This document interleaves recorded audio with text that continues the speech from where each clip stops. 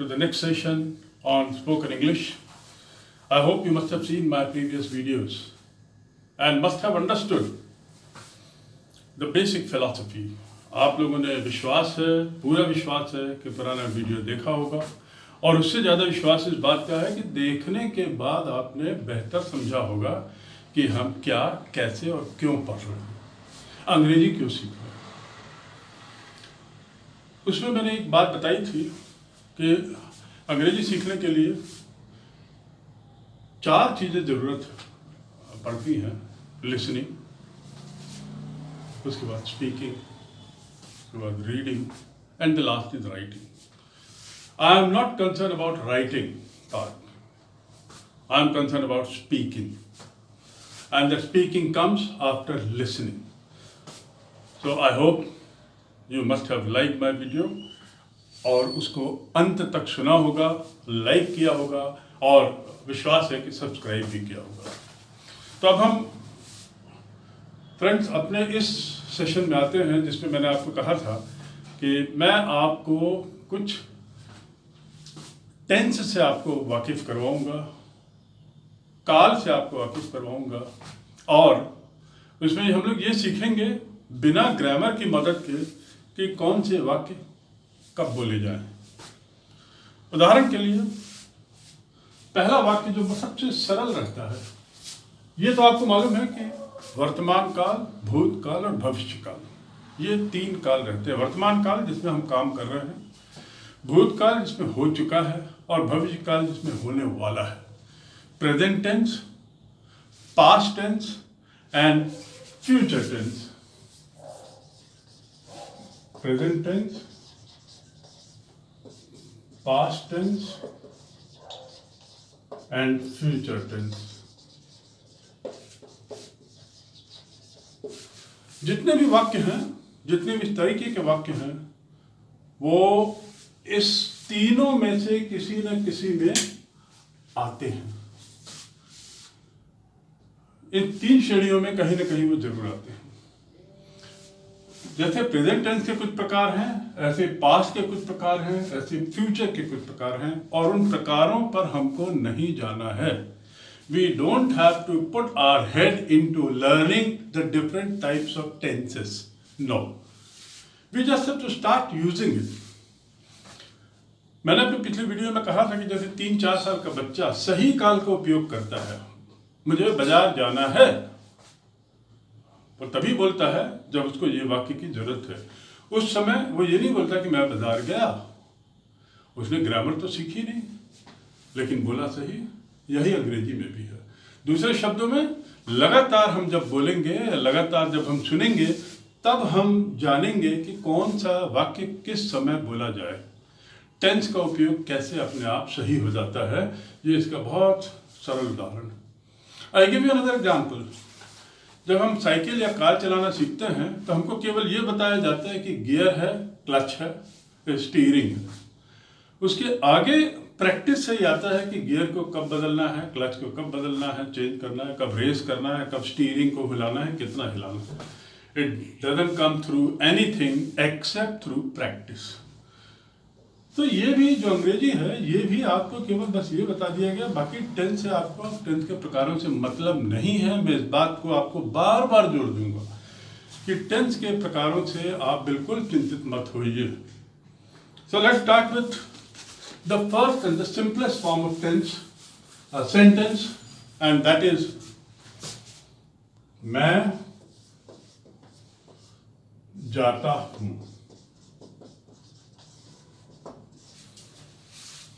मैं जाता हूं,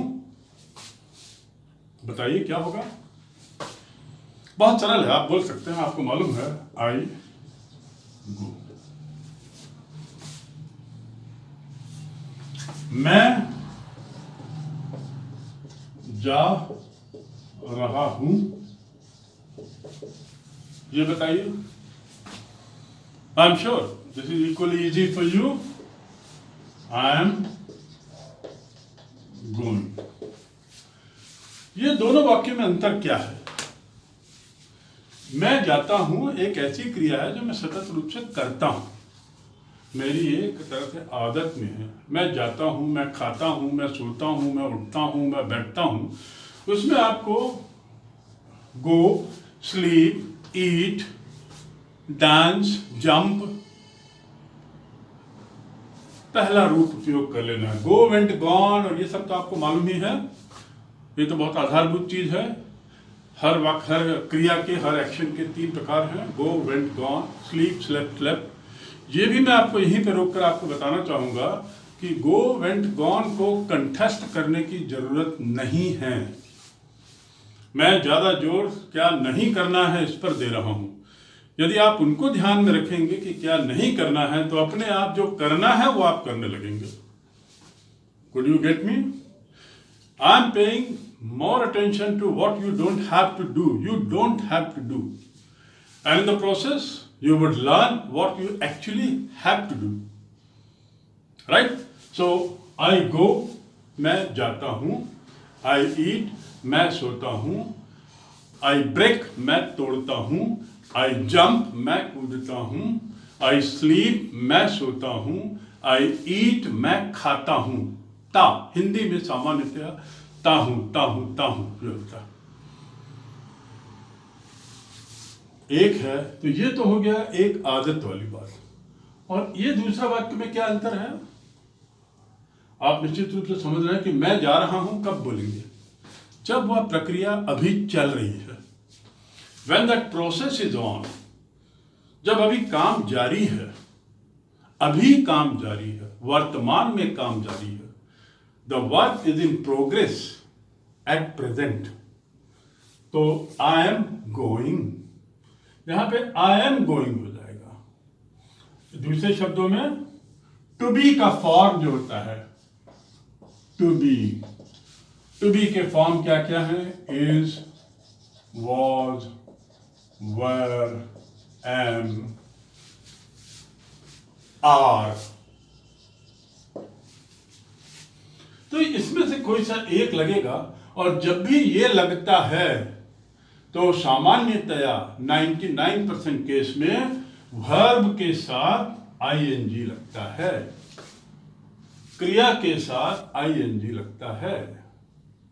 और ये किस तरह का वाक्य कहलाता है? जो तब बोला जाए जब कार्य जारी है। कार्य जारी होने पर हम टू बी का एक फॉर्म लगाते हैं और क्रिया के साथ ing जोड़ देते हैं। तो क्या बना? I am going, he is going. निश्चित रूप से मुझे आपको ये सिखाने की जरूरत नहीं है, और मेरा विश्वास है आपको मालूम है कि आई इज गोइंग नहीं होता। क्यों नहीं होता, ये ग्रामर में आपको फिर जाने की जरूरत नहीं है, लेकिन आपको पता है क्योंकि आपने ऐसा सुना है और बहुत इतना सुन लिया है कि यदि कोई आई इज गोइंग बोलेगा तो आपको खुद को खटकेगा, यदि कोई ही एम गोइंग बोलेगा तो आपको खटकेगा। तो ये कैसे आपको मालूम हुआ कि आई एम गोइंग सही है? ये कैसे आपको मालूम हुआ that he is going right है? You learned it only because you heard it repeatedly. Listen किया आपने बार बार सुना है, और शायद आपने उसकी प्रैक्टिस भी की, उसका उपयोग भी किया है। So again, it is the question of listening and practicing. So first sentence is I go, मैं जाता हूँ. I am going, he is going. He is eating, he is sleeping. I am eating, I am dancing, I am jumping, I am watering, I am talking, I am saying, I am eating, I am writing, I am sitting. Am I clear? पहला वाक्य फिर से, मैं जाता हूं, I go, या he goes। सवाल ये आएगा आपके मन में कि सर यहां पर go है तो यहां es क्यों लगा है? बिल्कुल सही। और इसी समय मैं आपको ये बात स्पष्ट कर देना चाहूंगा कि जब एक वचन है तो हमेशा क्रिया के साथ es लगता है।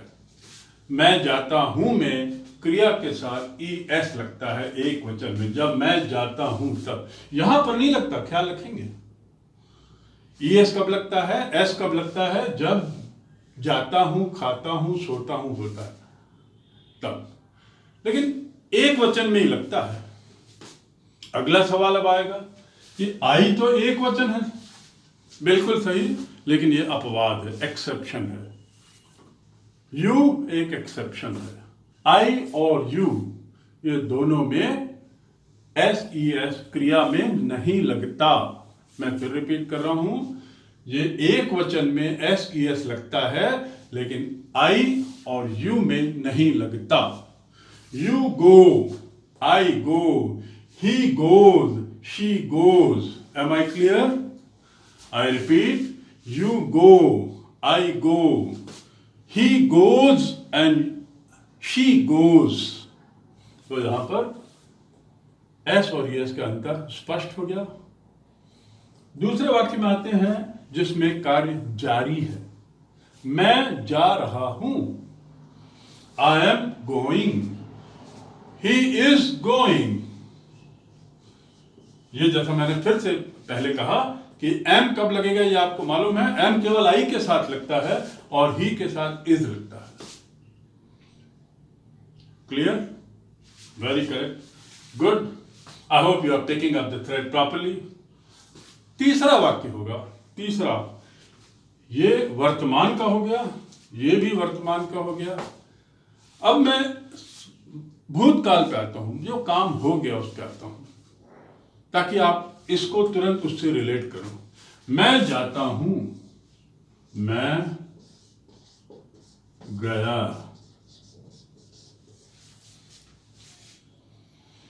गो का पास्ट टेंस क्या है?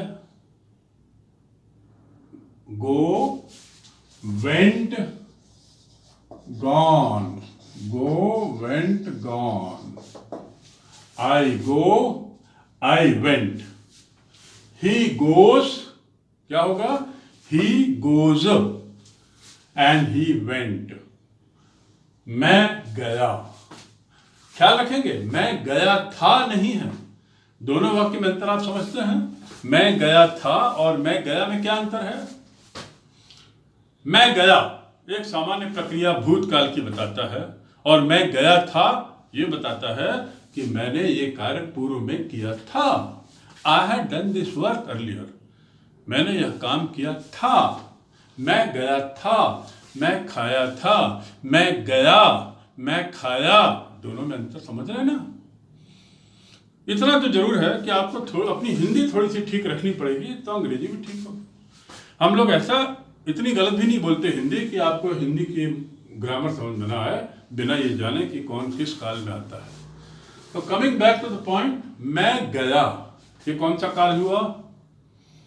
भविष्य तो नहीं है, वर्तमान भी नहीं है, क्योंकि ये कार्य हो चुका है।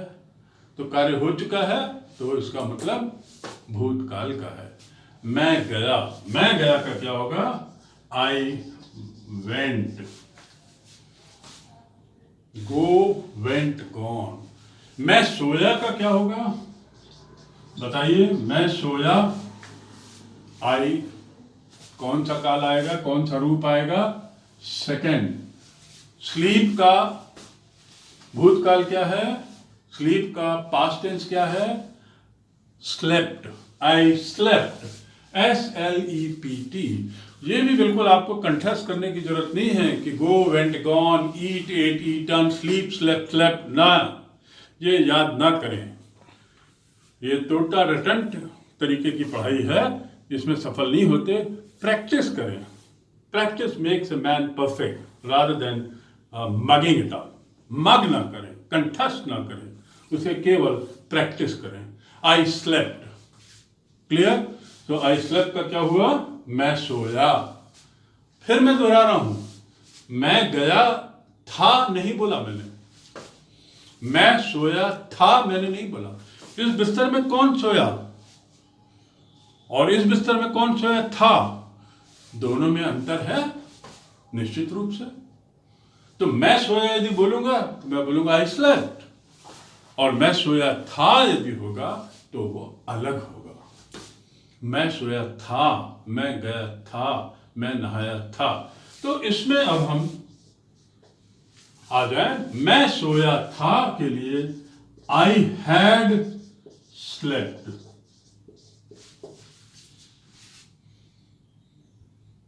थर्ड फॉर्म जो है, थर्ड फॉर्म में हमेशा हैड पास्ट टेंस में आएगा।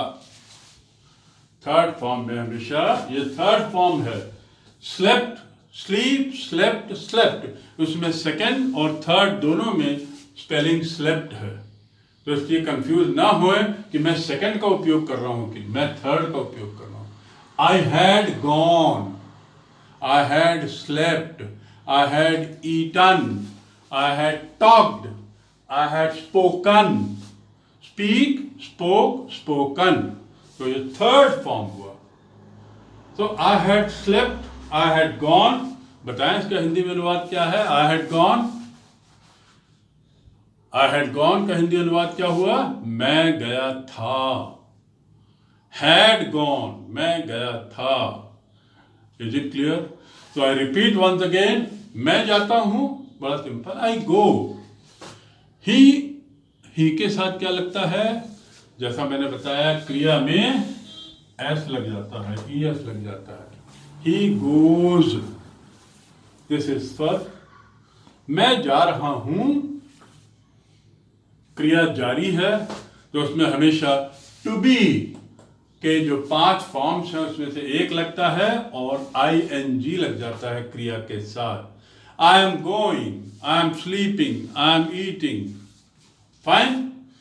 थर्ड मैंने बताया आपको, भूतकाल पे आ गए, जो काम हो चुका था उस पर हम आए और उस पर हमने बताया मैं गया।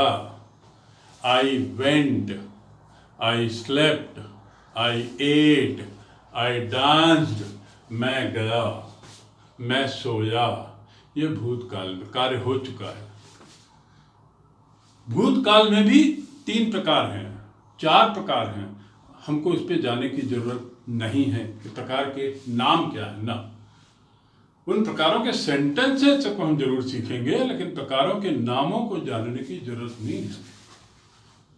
संज्ञा में आपको जानने की जरूरत नहीं है कि ये कौन सी संज्ञा है। नाउन में आपको जानने की जरूरत नहीं कौन सा नाउन है। बोलते समय हम ये नहीं सोचते कि मैं कौन से नाउन का उपयोग कर रहा हूँ। बोलते समय हम ये जरूर सोचते हैं कि मैं नाउन का उपयोग कर रहा हूँ, मैं संज्ञा का उपयोग कर रहा हूँ।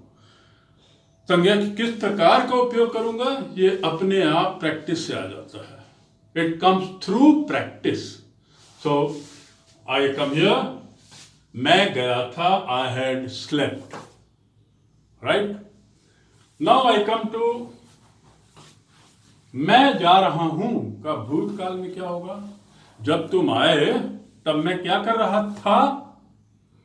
तब मैं सो रहा था। मैं जा रहा हूं, मैं सो रहा था। तो इसमें हूं की जगह क्या हुआ? था। और था के लिए क्या है? एम की जगह क्या होगा? I was going. ये वॉज हो गया।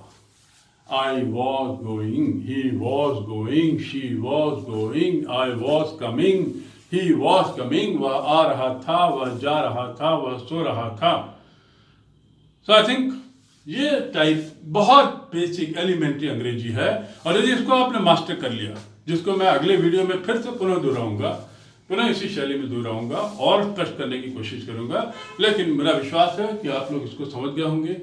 और ये सेंटेंस को प्रैक्टिस करें, थोड़ा जोर से बोलें। Speaking, listening, you have listen to me, now you have to speak. So speak with the word that you have in your bag. जितने भी एक्शन वर्ड आपको मालूम है उनको जोड़ के थोड़ा जोर से इन वाक्यों को बोलें।